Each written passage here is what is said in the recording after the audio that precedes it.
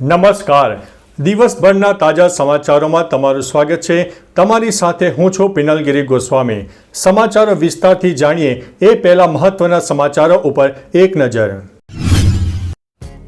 મિત્રો, આજની વિડીયોમાં વાત થશે મેડિકલની 75,000 વધુ સીટો વધારવામાં આવશે. ત્યારે વાત થશે રાજ્યના પશુપાલકો માટે મહત્વના સમાચાર સામે આવ્યા છે. દીપડાને આજીવન કેદની સજા ફટકારવામાં આવી છે. લીલી પરિક્રમાના રૂટ પર ગુટખા, માવા અને સિગારેટનું ખુલ્લેઆમ વેચાણ. અમદાવાદમાં ઠંડીનો ચમકારો જોવા મળ્યો છે. વૃદ્ધાની હત્યા કરીને લૂંટ કરવામાં આવી છે. પ્રથમ તબક્કામાં 43 સીટો પર 66%થી વધારે મતદાન થયું છે. બોપલ વિદ્યાર્થીની હત્યાની મર્ડર મિસ્ટ્રી આ રીતે ઉકેલાઈ છે. લોરેન્સ ગેંગના 18 રાજ્યોમાં શૂટર્સ તૈયાર છે. ટ્રમ્પની કેબિનેટમાં મહિલા હિન્દુ નેતાની એન્ટ્રી થઈ ગઈ છે. ગણેશ ગોંડલ પર રૂપિયાનો વરસાદ કરવામાં આવ્યો હતો. અને અંતે વાત થશે શિયાળામાં ભારે વરસાદની આગાહી વ્યક્ત કરવામાં આવી છે. દેશમાં હવે શિયાળાની શરૂઆત થઈ ગઈ છે. વહેલી સવારે રાજ્યમાં ઠંડીનો ચમકારો જોવા મળી રહ્યો છે. ઉત્તર ભારતમાં ગાઢ ધુમ્મસ છવાયું છે. દિલ્હી એનસીઆરમાં પણ મોસમનું પ્રથમ ધુમ્મસ જોવા મળ્યું હતું, પરંતુ સવારે ન તો ધુમ્મસ જોવા મળ્યું કે ન તો ઠંડીનો અનુભવ થયો. હવામાન વિભાગે આગામી 5 દિવસ કેરળ, તમિલનાડુ, આંધ્રપ્રદેશ, કર્ણાટક અને પોંડિચેરીમાં ભારે વરસાદની સંભાવના વ્યક્ત કરી છે. મિત્રો, અન્ય મહત્વના સમાચારની વાત કરીએ તો ગણેશ ગોંડલ પર રૂપિયાનો વરસાદ. તુલસી વિવાહ પ્રસંગે લોક ડાયરાનું આયોજન કરવામાં આવ્યું. આ કાર્યક્રમમાં પૂનમબેન માડમ, ધારાસભ્ય રીવાબા જાડેજા, પ્રદેશ ભાજપ ઉપાધ્યક્ષ ભરતભાઈ બોગરા, સાંસદ પરસોત્તમ રૂપાલા સહિત હજારોની સંખ્યામાં લોકો હાજર રહ્યા હતા. આ વેળા ડાયરામાં ગણેશ ગોંડલ ઉપર 10, 20, 50, 100 અને 500ની નોટોનો વરસાદ કરવામાં આવ્યો હતો. જો કે આ ડાયરામાં જેટલી પણ આવક થઈ છે તેનો ઉપયોગ ધાર્મિક કાર્યોમાં કરવામાં આવશે. મિત્રો, અન્ય મહત્વના સમાચારની વાત કરીએ તો ટ્રમ્પની કેબિનેટમાં મહિલા હિન્દુ નેતાની એન્ટ્રી. અમેરિકામાં ચૂંટણી જીત્યા બાદથી નવા ચૂંટાયેલા રાષ્ટ્રપતિ ડોનાલ્ડ ટ્રમ્પ એક પછી એક મોટી નિમણૂક કરી રહ્યા છે. હવે ડોનાલ્ડ ટ્રમ્પની કેબિનેટમાં એક હિન્દુ નેતાની એન્ટ્રી થઈ છે. ટ્રમ્પે તુલસી ગબાર્ડને અમેરિકાના નેશનલ ઇન્ટેલિજન્સ ડાયરેક્ટર તરીકે નિયુક્ત કર્યા છે. તુલસી ગબાર્ડને અમેરિકાની પ્રથમ હિન્દુ કોંગ્રેસ વુમન તરીકે પણ ઓળખવામાં આવે છે. તુલસી એક અનુભવી સૈનિક છે. મિત્રો, અન્ય મહત્વના સમાચારની વાત કરીએ તો લોરેન્સ ગેંગના 18 રાજ્યોમાં શૂટર્સ તૈયાર. લોરેન્સ ગેંગ નવા છોકરાઓને તૈયાર કરે છે જેમનો અગાઉ કોઈ ગુનાહિત રેકોર્ડ નથી. લોરેન્સે રાજસ્થાન, હરિયાણા, પંજાબ, મહારાષ્ટ્ર, ગુજરાત, મધ્યપ્રદેશ, બિહાર, બંગાળ અને ઉત્તર પ્રદેશ જેવા મળીને કુલ 18 રાજ્યોમાંથી ગેંગનું આયોજન કર્યું છે. જેમાં હાસિમ બાબા, કાલા જાડોથી, ટિલ્લુ તાજપુરિયા અને ક્રાંતિ ગેંગનો સમાવેશ થાય છે. દરેકના વિસ્તારો વિભાજિત છે.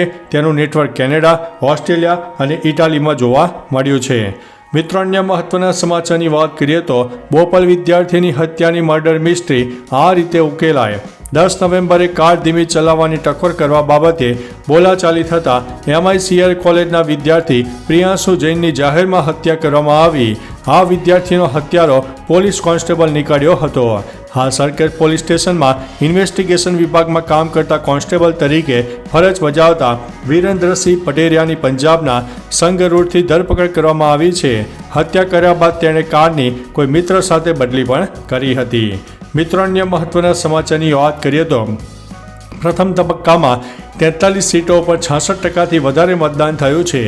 ઝારખંડ વિધાનસભા ચૂંટણીના પ્રથમ તબક્કામાં 43 સીટો પર બુધવારે મતદાન થયું. પ્રથમ તબક્કામાં 66.18%થી વધારે વોટિંગ પણ થયું. સૌથી વધારે મતદાન લોહરદગા જિલ્લામાં થયું છે. રાજ્યમાં વર્ષ 2019માં વિધાનસભા ચૂંટણીમાં કુલ થયેલા 63.9%થી વધારે છે. 15,334 મતદાન કેન્દ્રમાંથી લગભગ અડધા સંવેદનશીલ કેટેગરીમાં હતા. જેમ છતાં પણ મોટી કોઈ નક્સલી વારદાત થઈ નથી. મિત્રો, અન્ય મહત્વના સમાચારની વાત કરીએ તો વૃદ્ધાની હત્યા કરીને લૂંટ કરવામાં આવી છે. માંડલ તાલુકાના રખિયાણા ગામે વૃદ્ધાની હત્યા કરી દેવામાં આવતા પંથકમાં ચકચાર જામી જવા પામી છે. બનાવની વિગતો એવી છે કે મોટાવાસ વિસ્તારમાં આવેલા રહેણાંક મકાનમાં રહેતા નર્મદાબેન ઉર્ફે નમુબેન ચંદુભાઈ પટેલ, ઉંમર વર્ષ 75, જેઓના કેટલાક લૂંટારોએ નિશાન બનાવ્યા હતા. તેઓના પાસેથી સોનાના દાગીનાની લૂંટ ચલાવીને હત્યા કરી દેવામાં આવી હતી. પોલીસે ફરિયાદ પણ દાખલ કરી છે. મિત્રો, અન્ય મહત્વના સમાચારની વાત કરીએ તો અમદાવાદમાં ઠંડીનો ચમકારો. અમદાવાદ સહિત રાજ્યના ઘણા વિસ્તારોમાં વહેલી સવારે ઠંડીનો ચમકારો જોવા મળી રહ્યો છે. વહેલી સવારે લોકો ગાર્ડન અને રસ્તાઓ પર કસરત કરતા જોવા મળી રહ્યા છે. જોકે દિવસ દરમિયાન ગરમીના પ્રમાણમાં વધારો રહેતા બે સિઝનનો અનુભવ પણ થઈ રહ્યો છે, જેના કારણે રોગચાળો વધ્યો છે. હવામાન વિભાગ દ્વારા આગામી સમયમાં કાતિલ ઠંડીની આગાહી પણ કરવામાં આવી છે. મિત્રો, અન્ય મહત્વના સમાચારની વાત કરીએ તો લીલી પરિક્રમાના રૂટ પર ગુટખા, માવા અને સિગારેટનું ખુલ્લેઆમ વેચાણ જોવા મળ્યું છે. હાલમાં ગિરનારની લીલી પરિક્રમા ચાલી રહી છે. લીલી પરિક્રમામાં લાખોની સંખ્યામાં ભાવિક ભક્તો પહોંચ્યા છે. ચોંકાવનારી વાત સામે આવી છે કે પરિક્રમા રૂટ પર ગુટખા, માવા, સિગારેટનું ખુલ્લેઆમ વેચાણ થઈ રહ્યું છે. વહીવટી તંત્રના પ્રતિબંધિત પ્લાસ્ટિકના દાવા પોકળ સાબિત થયા છે. ઉલ્લેખનીય છે કે ભાવ અને ભક્તિ કરવા આવતા પરિક્રમાર્થીઓની આસ્થાને ઠેસ પણ પહોંચી રહી છે. મિત્રો, અન્ય મહત્વના સમાચારની વાત કરીએ તો દીપડાને આજીવન કેદની સજા. સુરત જિલ્લાના માંડવીથી પકડાયેલો માનવભક્ષી દીપડાને આજીવન કેદની સજા થઈ છે. આ માનવભક્ષી દીપડો જંખવાવમાં રિહેબિલિટેશન સેન્ટરમાં પ્રથમ કેદી બન્યો છે. સામે આવેલી માહિતી અનુસાર હવે આ દીપડો એક કેદી તરીકે પોતાનું બાકીનું જીવન પસાર કરશે. આ રિહેબિલિટેશન સેન્ટરમાં 10 દીપડાને રાખવાની કેપેસિટી છે. પ્રથમવાર દક્ષિણ ગુજરાતમાં સુરત જિલ્લાના જંખવાવ હિંસક પ્રાણીઓ માટે પુનર્વસન કેન્દ્રની શરૂઆત પણ કરવામાં આવી છે. મિત્રો, અન્ય મહત્વના સમાચારની વાત કરીએ તો રાજ્યમાં પશુપાલકો માટે મહત્વના સમાચાર સામે આવ્યા છે. રાજ્યના પશુપાલકો માટે આનંદના સમાચાર છે. હવે ગુજરાતનો પશુપાલક વીમા કંપનીને માત્ર ₹100નું પ્રીમિયમ ચૂકવીને પોતાના પશુને વીમા કવચથી સુરક્ષિત કરી શકશે. ગુજરાત પશુધન વિકાસ બોર્ડ અને ICICI Lombard general insurance company વચ્ચે ગાંધીનગર ખાતે MOU કરવામાં આવ્યું છે.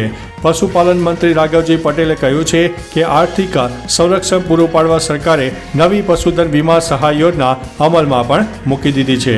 મિત્રો, અન્ય મહત્વના સમાચારની વાત કરીએ તો મેડિકલની 75,000 વધુ સીટો વધારવામાં આવશે. PM નરેન્દ્રભાઈ મોદીએ બિહારના દરભંગામાં એમ્સનો શિલાન્યાસ કર્યો હતો. આ સાથે PM મોદીએ રાજ્યમાં 12,000 અને 100 કરોડ રૂપિયાના પ્રોજેક્ટનું ઉદ્ઘાટન કર્યું છે. PM મોદીએ બિહારના દરભંગામાં ચૂંટણી રેલીમાં જાહેરાત કરી હતી કે આગામી 5 વર્ષમાં અમે મેડિકલ ક્ષેત્રે 75,000 વધુ સીટો વધારવામાં આવશે. PM મોદીએ કહ્યું છે કે આયુષ્યમાન ભારત યોજના હેઠળ અત્યાર સુધીમાં 4 કરોડથી વધુ ગરીબ દર્દીઓની સારવાર કરાઈ છે. તો ચાલો મિત્રો, ફરીથી દેશ અને દુનિયાના સુપરફાસ્ટ સમાચાર લઈને મળતા રહીશો. ત્યાં સુધી અમને રજા આપશો. નમસ્તે.